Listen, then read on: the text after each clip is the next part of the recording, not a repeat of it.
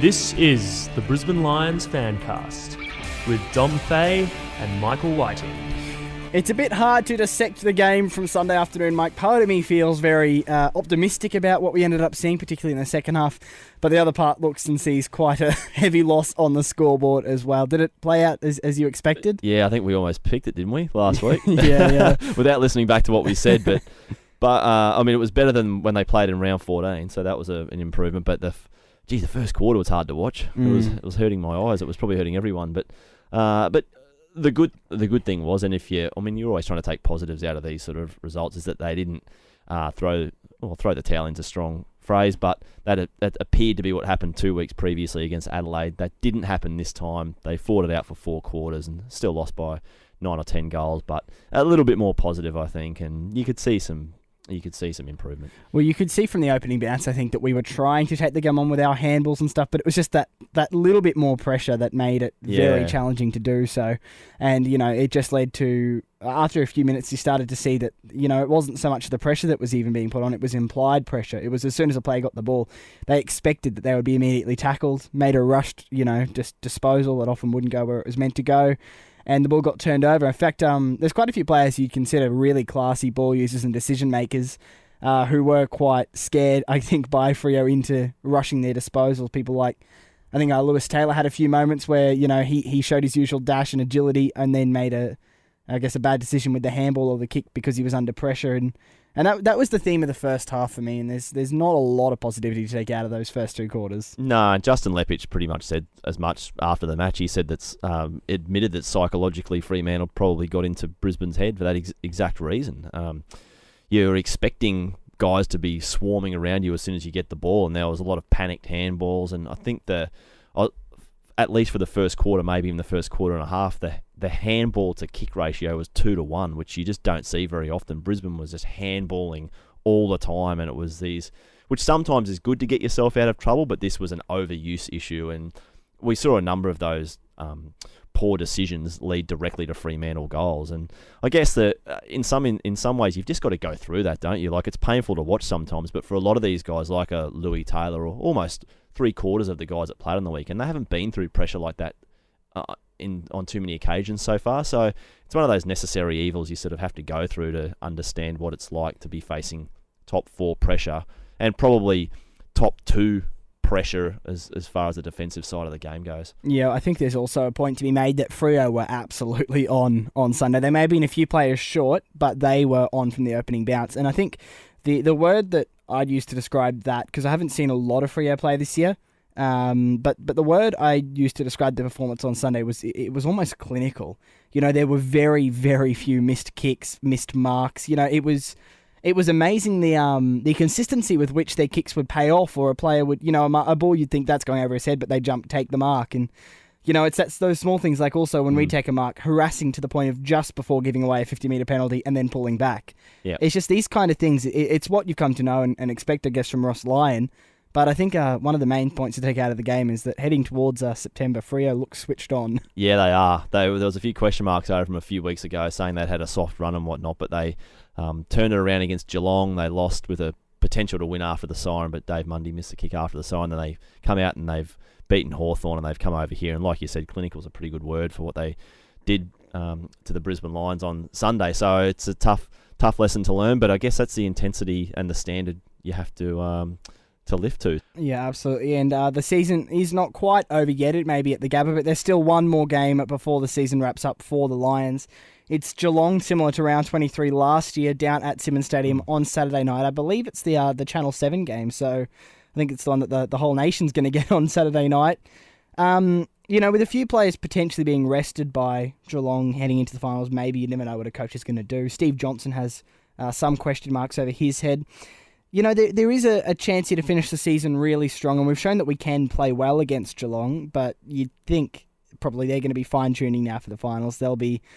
They wouldn't want to drop a game like this, to put it simply. No, I think so. And I guess what Geelong has shown, though, is that you can score against them, and we saw that. I mean, I guess they played Hawthorn on the weekend, who's one of the best 2 teams in the competition, so Hawthorn got a very big run of goals on. A number of teams have put runs of goals. Fremantle did it 2 weeks ago in that last quarter. They put a run of goals on Geelong. So they do give you a little bit of a sniff. They're not that sort of watertight defence that a Sydney's got or a Fremantle's got or even a Hawthorn's got. You can get a string of goals, and Brisbane have shown the ability to put bunches of goals on teams. So there's probably just that little window. You're not going to get a lot of chances against them. They're not coming third for no reason at all. Like, they're very, very difficult, and they're very good all across every line.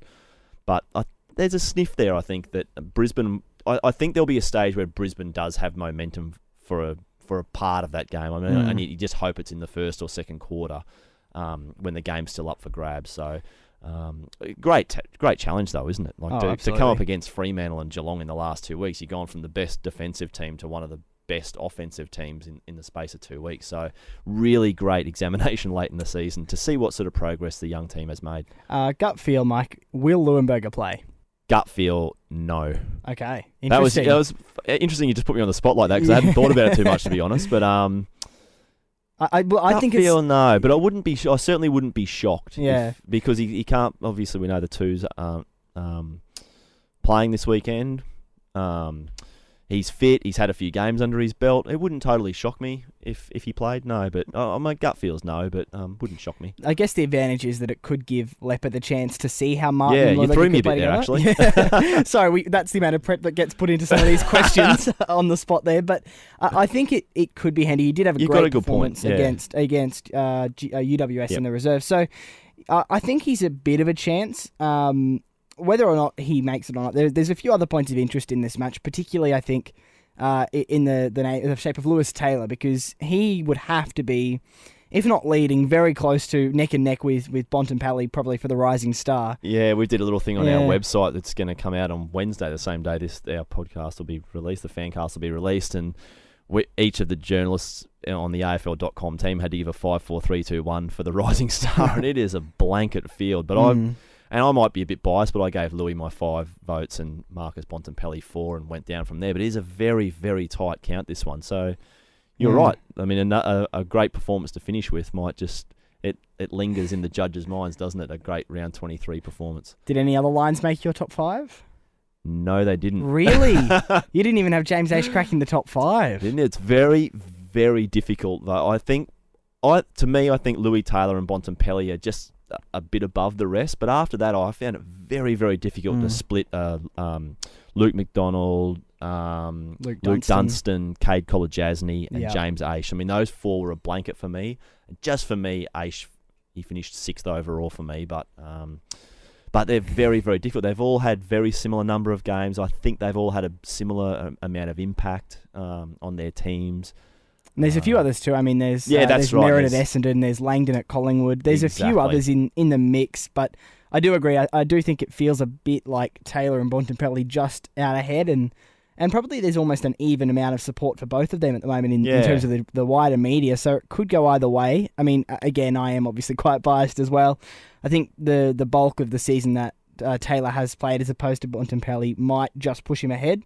But a great performance on Saturday night wouldn't hurt. Yeah, it just leaves that lingering impression in the judges' minds. But for me, Louis Taylor's just been so consistent, and he's played every game, and that's a big tick for a first-year player. And especially when you look at the size of Louis, you just think that in his first season, he had a really disrupted pre-season. You just wouldn't expect his body to stack up and last 22 rounds first off. But not only has he done that, but he's just contributed the whole season. I don't think he's had a flat patch. He plays a difficult sort of a role like the sort of half forward where it's probably easy to get lost sometimes, I think, but contributes all the time. He's added some spark to the team. Bontempelli's upside is massive. Everyone's seen that. He's had a couple of incredible individual performances, but I think he's been a little bit more up and down than Louis. So it'll be interesting, but I'm sure Louis can't wait to get down there and play at Geelong, of course, that's sort of where he's from as well. So couple of points of interest on Saturday night. Absolutely. We got sidetracked with Louis and Steph Martin there, didn't we? But, a little bit. But we'll lead the outrage if Taylor doesn't get it. The Fancast will lead that outrage there. You can be rest assured. One of the biggest stories out of the Lions this year has been the resurgence of Stefan Martin, and we'll be joined by him on the Fancast after this. The best way to keep track of everything Lions is to head to lions.com.au. It's the first place to find the latest Lions news and videos, get the lowdown on upcoming games, results and player stats. There's also great ways to interact with live chats, downloads and Player of the Year voting updates. And with a social media hub, you can connect with all the Lions social media activity. lions.com.au. Everything Lions, all in one place. This week on the Fancast, we're joined by Stefan Martin, one of the best stories out of the club this year. Thanks very much for joining us today, Stefan. How are you? Yeah, good. Thanks, Dom. Going pretty well. Now, obviously, just a question on the game over the weekend first. I guess, a pretty disappointing loss, but there were some positives to take out of it. Was the feel in the review, I guess, a bit more positive than you'd usually expect after a 50-point loss? I wouldn't say more positive. I think it was a game of sort of two halves in a way. I think we were pretty competitive in the second half, and that's sort of what we took out of it. So we dissected the first half pretty closely, and the game was sort of over by half time, I guess, but it was nice to not blow out like the Adelaide game did to over a 100-point loss. So at least we clawed on and stemmed the flow a little bit. You seemed really, I guess, pressured and flustered in that first half, Stefan. There was a lot of overuse of handball and whatnot. Yeah. Was a lot of that Fremantle's actual pressure, or was a lot of it inferred, and how do you sort of cope with that? You got to give Fremantle credit for that. I think their pressures, that's the best defensive pressure I've played against this year, or probably over the last few years, to be honest. And then, once they've set that benchmark, then sort of we start second-guessing our ball movement, and it all sort of falls apart from there. So I think it starts with their really amazing pressure, and then we sort of overthink it and overuse the ball a bit, and we're fumbly. We were slipping on our own home deck, which was unfortunate, and we couldn't trust our ball movement because we couldn't trust the skills to hit the targets. You came up against, well, probably literally and metaphorically, one of the league's giants in Aaron Sandilands, and looking at the stats, you won that battle a bit. So, what was it like, I guess, coming up against a man like Sandilands, and how did you think you went? He's just a huge man, isn't he? And it's a very hard man to move. So you got to really grit your teeth and do everything you can. I guess I was pretty happy I think he got me by 3 in the hit out. So I'll take that against him for sure.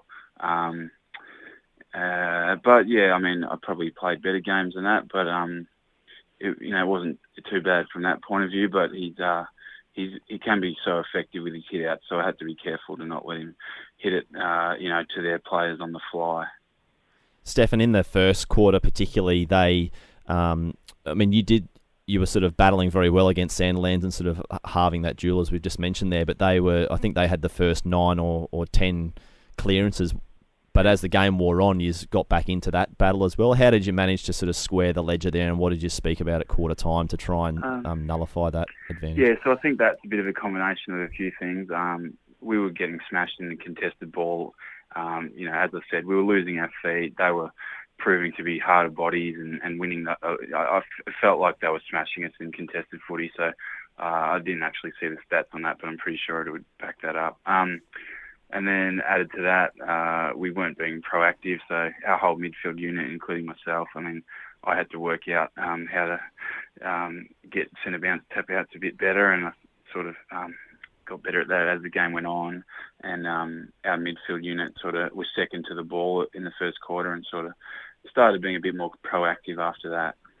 Stefan, just on your own form, I guess, I'd like to take you back a few months. You hadn't played much for the club. Things weren't looking superb. Had you started, I guess, even casting your mind to life outside of football, or did you fully believe all along that you had this resurgence in you? No, I wasn't thinking about post-football. I was very much in the midst of my rehab program, and honestly, I was actually really excited to play footy again. The question was whether I'd get the chance to come in at AFL level or not. But to be honest, I when I was in rehab, I was watching motivational videos on guys who've come back from injuries and hitting the weights program really hard, and I was actually envisaging coming back and hoping to play some good footy, but obviously didn't know that I would get the chance to be the ruck with the boys going down the way they did. You probably got your chance a bit quicker than you would have thought, wouldn't you, Stefan? I think you'd only played a couple of matches in the twos, and then Westy went down. So you came in really quickly, and you had Will Minson straight away, who was last year's All-Australian ruckman. Did you think that you'd impact so quickly, I guess, and be able to run out games and impact so quickly? No, I didn't. I didn't think I'd have the fitness to do that. As you said, played the 2 NEAFL games. So, honestly, I probably didn't think I had the fitness to run out games. And after that game, I sort of realised that I was probably a little bit fitter than I thought I would be. From that game onwards, I sort of tried to do the best I could, and I could trust my body again, which was probably the most important thing. And from that stage, you've gone on to now being considered, quite arguably the in-form ruckman of the competition. You're getting a lot of praise from all corners of the media. Has it been a surprise to you, I guess? Obviously you knew you had it in you and you knew you were going to come back, but has it been a surprise to you just how successful this comeback has been? Look, I had confidence in myself as a player, but to turn it around, I guess, from where I've come from this season, and for it to be mid-season and not even having played a game, I guess, there's no way I could have predicted that would have panned out that way. So it's pretty exciting from that point of view. But it's something that I just had to probably put my head down every week and not look at those sorts of things, because if you start relying on people from outside giving you praise, then you're probably playing for the wrong reasons and in a bit of trouble. Stefan, you said that you were watching motivational videos and whatnot sort of in your rehab to sort of help get you back. What about internally at the club? There must have been some either some teammates or some coaching staff or some people that helped you through that sort of difficult period. Can you tell us a bit about those? Yeah, well, probably firstly, I'd say Manny Lynch, our player welfare manager. He's been amazing to me. Absolute best friend of mine since I've got to the club, and him and his family, the Lynches, have been unbelievable and always showed a lot of belief in me and just like a second family to me up here. And then Matt Francis, my ruck coach, is just phenomenal in giving me the confidence to play, and he believed in me from the moment he met me in pre-season. So he probably hadn't seen me play much, but he was a big support and still is, and that relationship's going really well. So I'd probably say those two off the top of my head. Sort of stuck with me when I was injured and didn't give up. So that was really nice. So just on your future, I guess, Stefan, obviously nothing's been finalised yet, but do you feel like you're going to stick around at the club? Do you think there is good news for the supporters?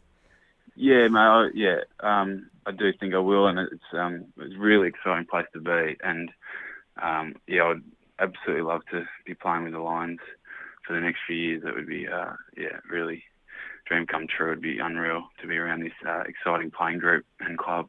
I've heard you getting close, Stefan, so that's really exciting for everyone to hear. So, mate, what about some looking to that future then? Let's assume you're putting pen to paper and you're staying. So, just looking ahead, obviously the big question from a playing point of view is how can the Lions get you and Matty Leuenberger into the same team? Is it? I guess it's something you imagine that will happen and can work. Can you tell us how you think it can work?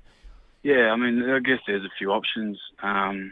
So firstly, you could look at the sort of Cox Nat Nui setup and, rotate through the forward line. I don't think you try to kick goals but the most important thing is having some sort of presence up in the forward line and having an impact in some way. So, if one of us was playing deep forward, obviously trying to mark the ball and kick goals, but at least drawing a good defender and having a presence and bringing the ball to ground, and rotating that way is an option. Other than that, I guess there's, some tricks you can play, with playing a couple of ruckmen up higher up the ground and messing around with that kind of stuff, which I guess Louis and myself are reasonably mobile, so we might be able to look at things like that. But it'll just be really good to actually have a chance to run around with Louis and see how it all develops. Do you think there's any chance that could happen this weekend from what you've heard?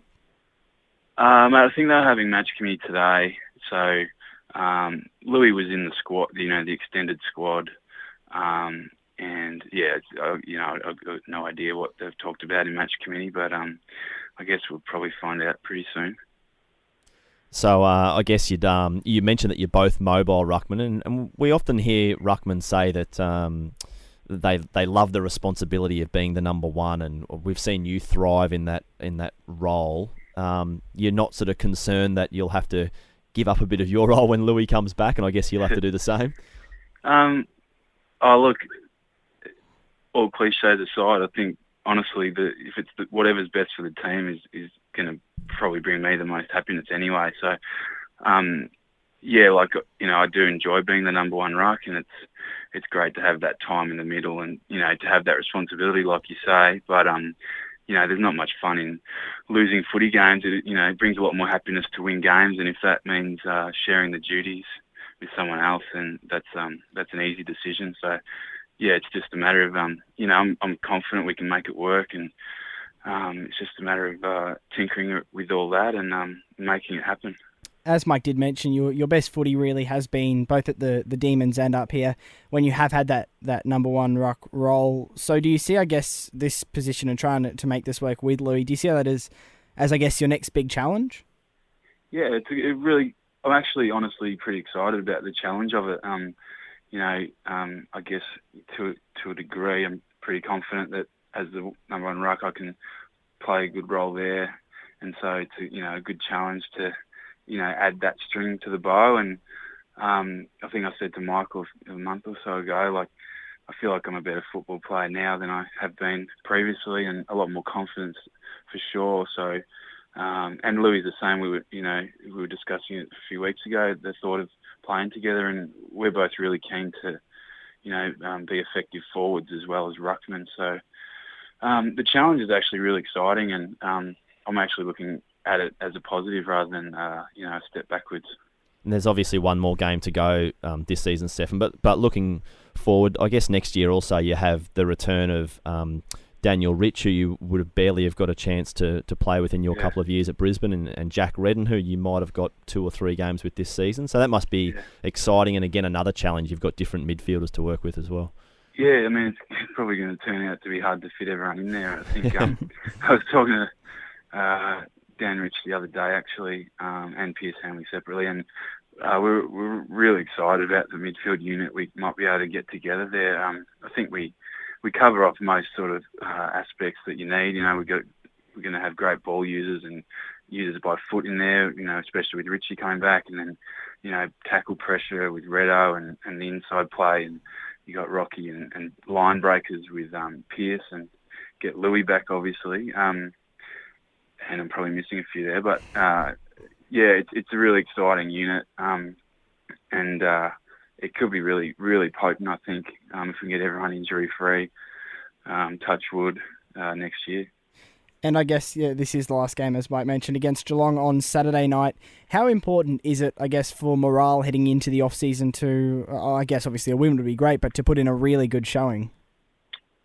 Yeah, I mean, it is important. It's a long time between, you don't get a chance to make amends if we don't do well. So, it is important, probably for the supporters as well.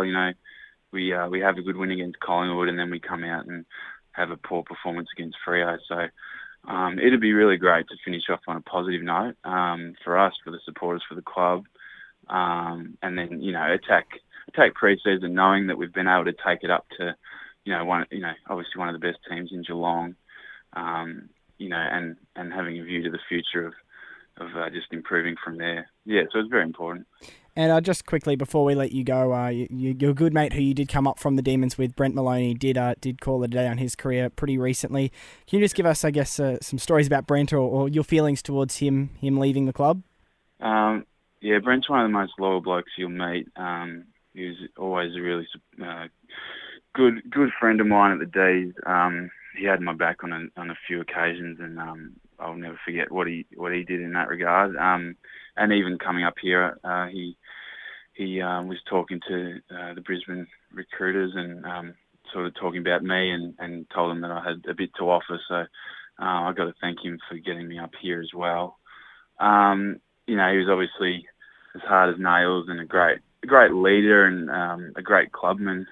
Even in his departing speech, he was talking to us with a lot of care about our futures, and telling us that footy's about winning premierships, and he makes mates wherever he goes, and just a guy that you can't help but love and want to play with and go to war with.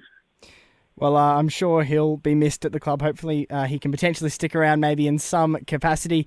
Thanks very much for joining us today, Steph. All the best with the last game for the year, and hopefully we hear some good news on the contract pretty soon. Yeah, cool. Thanks for that, fellas. Last game of the season this Saturday night. It is against Geelong down at Simmons Stadium at 7:40 p.m. I'm pretty sure, I don't have the exact confirmation, but I'm pretty sure it is the Channel 7 game, which is a bit exciting to go out on a little bit of a national showcase. Hopefully we can play some good footy, Mike. Let's hope so. Do you see a win in us? I don't see a win, Dom.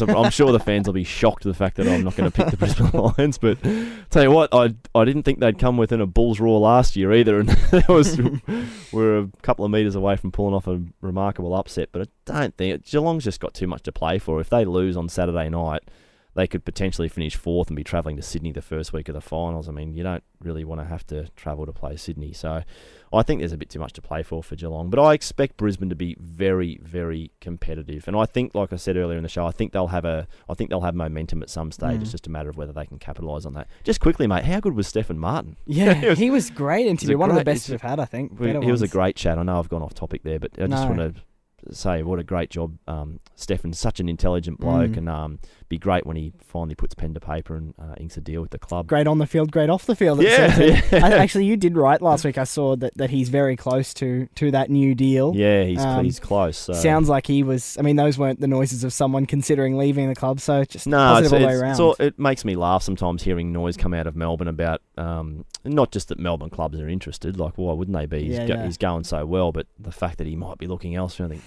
Turn it up, boys. Like, have a bit of. Oh well. But I guess we'll see anyway. But be great when he actually when it's official and he's inked his deal. But a chance this weekend or an outside chance. I do think the reason we played probably so well against them down there last year was because finals were on the line for us, and that is a massive motivator for anyone.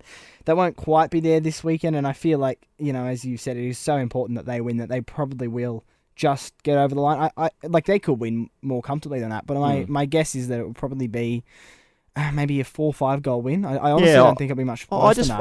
I feel like the Lions are going to score goals. Like, I know that sounds ridiculous, but I don't think it's going to be like Fremantle where it's a scrounge to get every single goal. I'm not going to be surprised if Brisbane kick 12 or 14 goals, and it's just a matter of whether you can stop Geelong because they move the ball so damn quickly from one end to the other. So defensive pressure is going to have to be switched right on, or they'll just pile them up quickly. I think Brisbane will score goals, and a number of them, but it's just not going to be enough against Geelong. Yeah, no, I think that probably will be how it plays out. Will be interesting to see either way.